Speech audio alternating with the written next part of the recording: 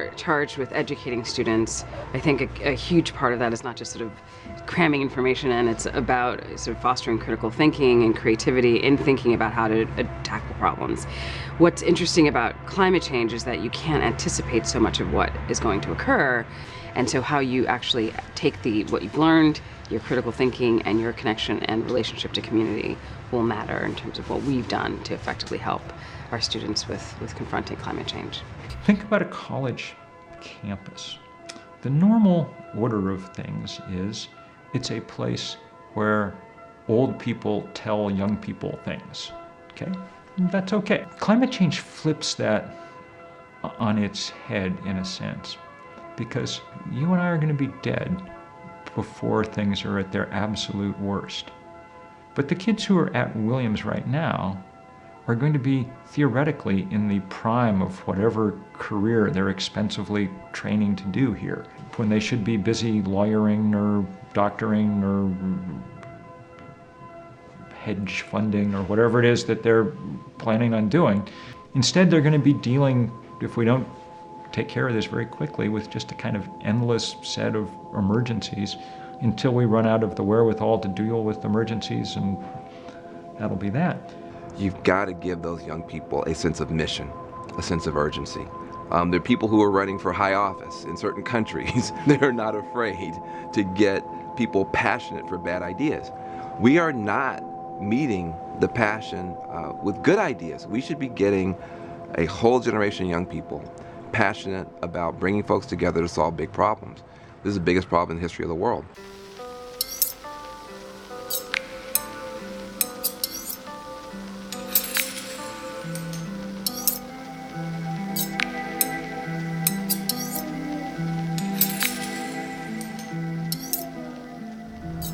So we're here at Williams' Center for Environmental Studies, and the center is turning 50. And in honor of that occasion, and also as part of a broader effort to grapple with the issue of global warming, this year was sort of dubbed the year of confronting climate change. The college invited a series of speakers to address the theme, confronting climate change. What does that phrase mean to you, confronting climate change? When you hear that, what comes to mind? Yeah, that's a good question. I mean, I think it means that you're actually looking it in the eyes, you're understanding it better, you are establishing your relationship to the phenomenon. You are actively working to, in your own field, your own day-to-day experience, to address the impacts of climate change. I think of confronting climate change as being the opposite of denying climate change. You have two kinds of people. You have the overt climate deniers, and then the rest of us who are just denying it in our hearts because we are kind of continuing to act like we're not in a planetary emergency. I thought for a long time that confronting it meant if we just kept writing more books, having more journal articles, that eventually the sheer weight of data and evidence and reason and logic would compel action from the people who run the planet. Because that's what you would think. I mean, having been given a clear scientific warning, why would we just keep stumbling blindly into it? Climate change is fundamentally an ethical issue for us because there are these major temptations to act badly with respect to it. And I express this with this metaphor that I have of a perfect moral storm. Very simplistically, that it's a genuinely global problem, that's one storm. That it's profoundly intergenerational, that's another one. And there are also major risks to the rest of nature as well. What does confronting climate change mean to you? I mean, when you hear that phrase. Before I was an American, I was a non-American, so I tend to look at it from the outside in. So what I see is really two inextricable issues, which is confronting climate change and confronting inequality. Those two challenges are insoluble in isolation because they impact each other in such entangled ways. I've less and less interest in looking at those two as separate challenges. Confronting climate change means getting on with it and really focus on action as fast as possible. Get on with reducing greenhouse gas emissions. So it gradually became clear to me that we were not engaged in an argument, we were engaged in a fight. And that the fight, as all fights are, was about money and power. and that the other side was winning. They understood they were in a fight. They had lots of money. That translated into political power. The fossil fuel industry is the richest industry ever. So at that point, we began to sort of think about whether there were ways to acquire some power of our own to fight back. We knew it wouldn't be with money. Exxon's always going to have more. So it better be some other currency. And the only kind of alternative currency we could imagine was the currency of movements. American history suggests that passion and spirit and creativity, and sometimes the willingness to spend one's body and nonviolent resistance and things, can overturn or at least equal the natural advantages that accrue to wealth and power. You know, it's really pretty simple. We're allowing fossil fuels to appear to the public to be the cheapest form of energy. It's not really the cheapest energy if you include its cost to society. So we shouldn't be subsidizing fossil fuels. We should make them pay their cost.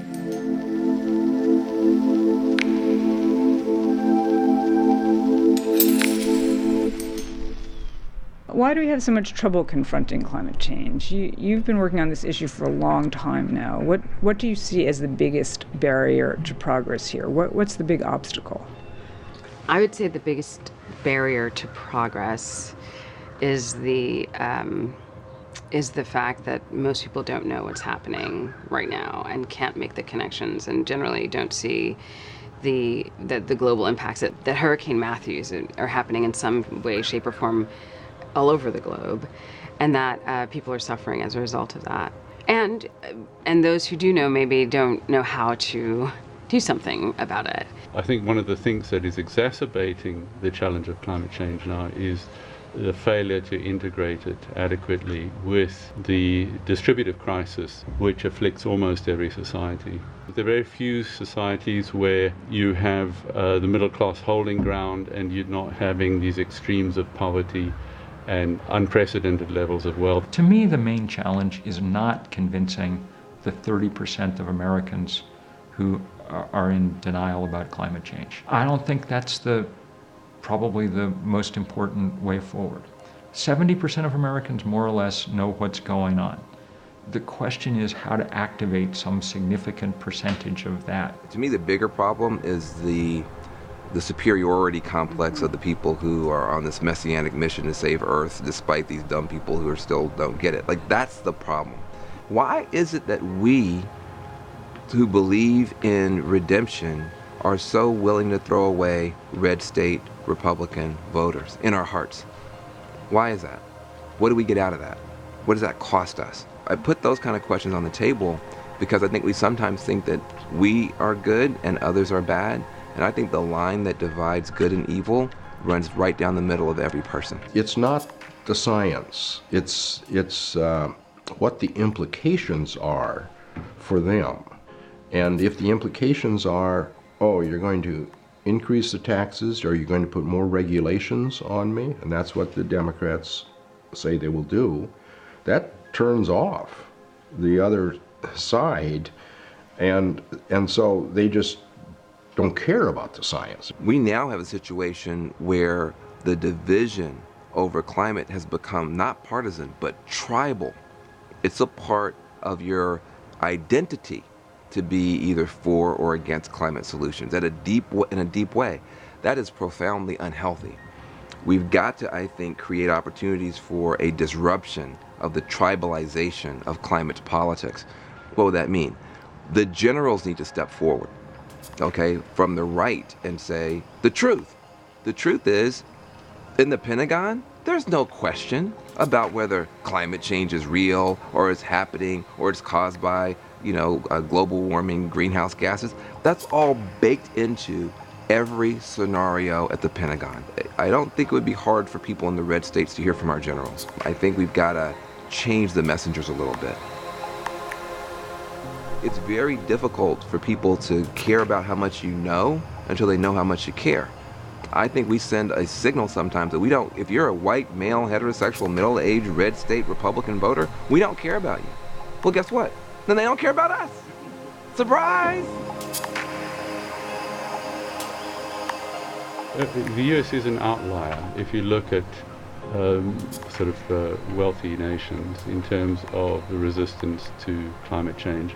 And I think more than psychology, more than behavior, culture, I think it's the degree to which that denialism and ambivalence has been funded.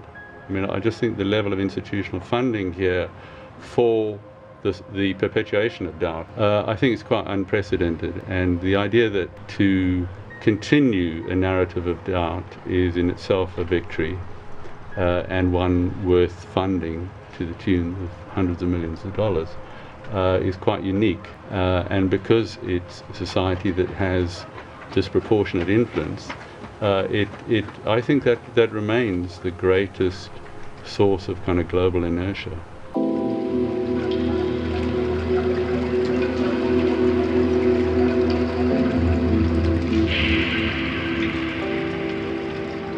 We've been asking people sort of to think about the world going forward 30 years from now. Now you actually, as a climate modeler, actually have a pretty good idea or a better idea of what the world 30 years from now looks like. And if we stay on this sort of emissions trajectory, what does the world 30 years from now look like?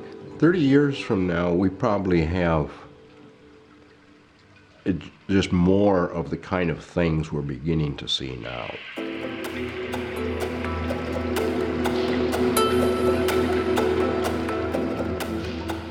It's unlikely that we'll have meter scale sea level rise in 30 years. But we're already seeing things. We're seeing the summers become notably warmer, so that places like the Middle East, the Mediterranean region, every summer there is warmer than it was 50 years ago. And it's becoming uncomfortable in the summer. And actually there's an empirical evidence that violence increases as you get this hotter and hotter conditions. The chances are you're going to have more conflict over fewer resources, and particularly water. We're already seeing that with the Nile and the Euphrates and some of these major rivers. It's very clear that the climate disruption we're already seeing, which is very significant, is going to be an order of magnitude more significant in 30 years, no matter what we do. When you do have dry conditions in those times and places where it tends to be dry, you get more extreme droughts. And when you do get rain, because you will get more rain overall, because you get more evaporation from the ocean, and the places where it comes down, you'll get greater floods. So that's the kind of thing you can look forward to on that time scale. It is a very bad sign when the major physical features on the Earth are, in the course of a couple of years, altering in the most fundamental ways. We have no idea what happens to our planet when you take away the ice in the Arctic. Big things will happen to it, that's all we know. We will have had to make some pretty significant decisions in the interim, right? So if we have made the right decisions, we will be in a situation in which we will have completely a carbon-free economy, that we will be sufficiently supporting the communities that are most at risk in terms of if they need to migrate or relocate. We could also not make those decisions, and we could find ourselves wishing we had today. Where we end up depends a lot, I think, on the future of civic society. I mean, the idea of being a citizen, not just being a consumer, some pushback against the hyper-individuation of neoliberalism. Think about the ways that the concentration of fossil fuel in a few locations has helped warp our political system. If you want to understand the Koch brothers, who are the biggest players in American politics, they're the biggest oil and gas barons in the world. Think about the power that, say, Saudi Arabia or Russia has. It's not because they have some great set of ideas about the world that everybody's in. It's because they happen to sit on top of large reserves of fossil fuel. We all have some reserves of sun and wind around us, and we should all make use of them. Well, I'm not a great futurologist, but I am encouraged that usually change happens faster than people expect. And I was a business person for a long time, so I'm probably most familiar with business world changes. But pay attention to companies like Google and Apple, and it's really interesting. They're huge emitters because they have those data service centers. Now they're huge renewable energy producers. I think it's really exciting. You know, again, looking backwards, I don't think anybody really expected the price of solar thermal to fall as fast as it has. So, in fact, good things can happen in unexpected ways. The problem is not lack of human ingenuity. If we're waiting for some deus ex machina to appear, it's already appeared. If you want a magic piece of technology, here it is. It's a piece of glass, you point it at the sun, and it provides electricity for you. What larger level of miracle would you like than that, you know? The most important point is that the nature of the climate impacts still has a tremendous range of possibilities. We're going to get some climate impacts anyhow, but we can still minimize those.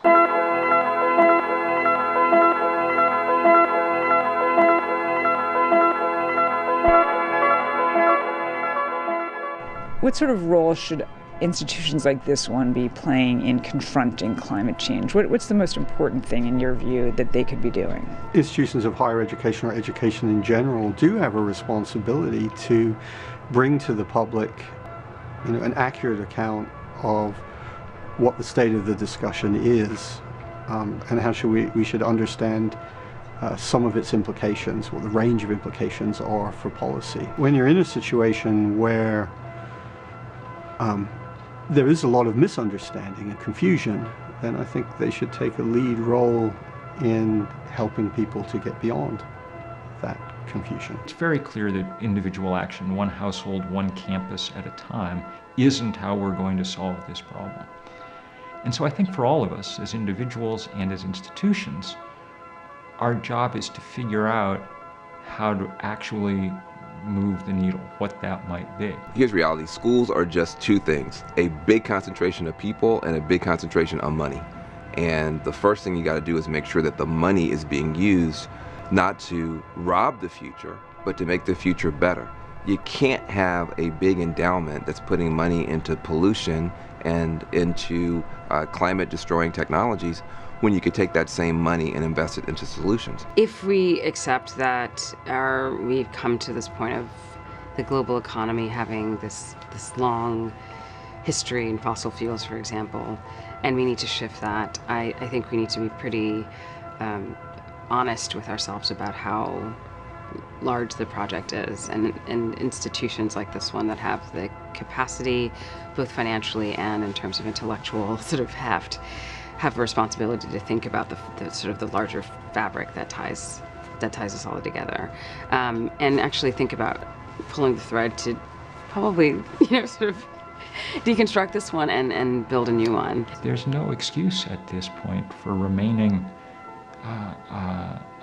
in bed with the people who we now know from great investigative reporting and else have spent the last 25 years willing to break the planet in order to keep their business model going. In a moment when a lot of change is clearly called for, a kind of reluctance to do that becomes a pretty ugly thing. And that's what makes it so annoying to have places that know better and who say all the right words all the time, say them over and over and over again, but won't actually throw down in the fight,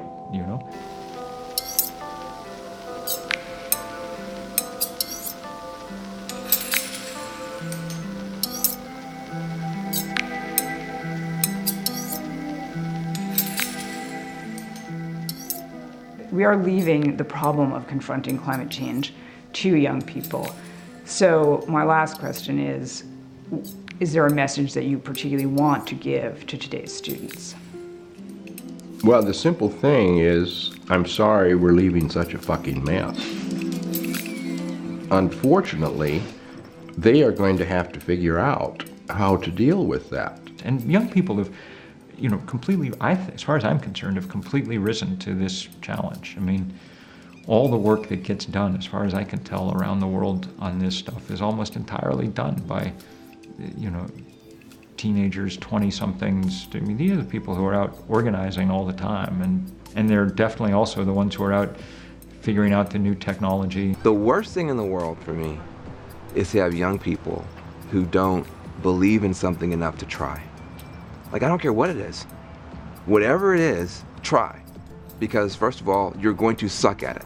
And it's going to be a colossal, embarrassing failure, out of which you will learn invaluable stuff. Much more stuff than you can get filling in little bubbles and turning in papers on time. You gotta care enough about something, whatever it is. My message would be alliances. Alliances don't always last, but they can achieve remarkable things. And we see the veterans turning up at Standing Rock. Who would have thought, you know? The people have more in common than you sometimes think. This idea that like really, really smart, well-intentioned white kids can save the world, that's one idea that throw it away. Don't recycle it, don't reuse it, just throw it away. It's gonna take those farm workers who are out there right now getting poison sprayed on them for big agriculture. They've got to be a part of the solution to a sane food system. It's going to take African Americans who are at the fence line for pollution from incinerators. Those voices have to be a part. If not, here's what happens. You get a backlash alliance against the Greens between polluters and poor people. The polluters can always go to poor folks and say, guess what, these greenies don't care about you and they're going to make your food cost more and your energy cost more, and you should stay with us. And guess what? If nobody has ever come and listened, I didn't say lecture, listened, that argument always goes really well. You know, students sometimes say, what career should I go into to be most effective? And I think whatever you're good at, you should do. If you're going to be a good minister, then you'll be able to preach about climate change sometimes. If you're going to be an accountant, we need lots of carbon accountants. If you're a psychologist, you can help people deal with the trauma that's coming. If you're, best case, you're like a world-class solar engineer and you can make solar panels 5% more efficient, that would be a big help. But whatever it is you're going to do, make sure that it leaves you some evenings and weekends free to be citizens. Because that's actually how we're going to win or lose this fight, is by putting enough pressure on systems that they change. Young people on campuses, when they're trying to figure out what am I going to do, this should be presented aggressively. Here is something, I don't care, are you an artist? Work on this. Are you a scientist? Work on this. Are you an engineer? Work on this. Do you dance well? Dance about this, okay? Do something about this.